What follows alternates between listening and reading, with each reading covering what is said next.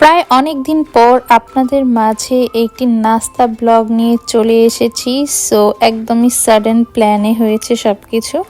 So কথা না বাড়িয়ে চলে যাচ্ছি ব্লগে। আসসালামু আলাইকুম, hello everyone, welcome to my new blog. So আজকে কিমা পুরি বানানো হবে, এই জন্য ফার্স্টে আলু দিয়ে একদম চিকেন কিমার পুরগুলো রেডি করা হয়েছে। এরপর একটা বড় রুটির শেপ দিয়ে এর মাঝে পরিমাণ মতো পুরগুলো নিয়ে ছোট ছোট করে পুরির শেপ দিতে হবে। সো যেহেতু আমিও একটু ভাজাভাজি করছিলাম, সো এইদিকে আমার বড় যা এগুলো আর কি মেইনলি প্রিপারেশন করছিল, আর ওনারই মেইনলি এই প্ল্যানিং গুলো ছিল। তো দেখতেই পাচ্ছেন ডুবো তেলে ছাড়ার সাথে সাথে পুরিগুলো একদম ফুলে টইটম্বুর হয়ে যাচ্ছিল। আর টেস্টের কথা কি বলবো, একদম 10-এ 10, খুবই মজা হয়েছিল, একদম মুচমুচে।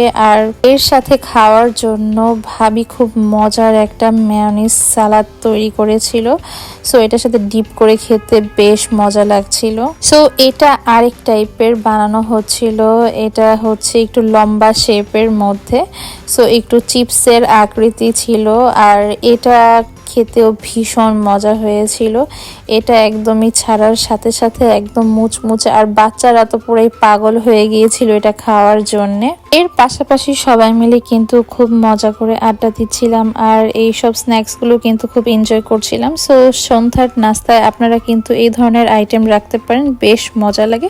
সো আজকের ভিডিওটি এই পর্যন্তই। আল্লাহ হাফেজ।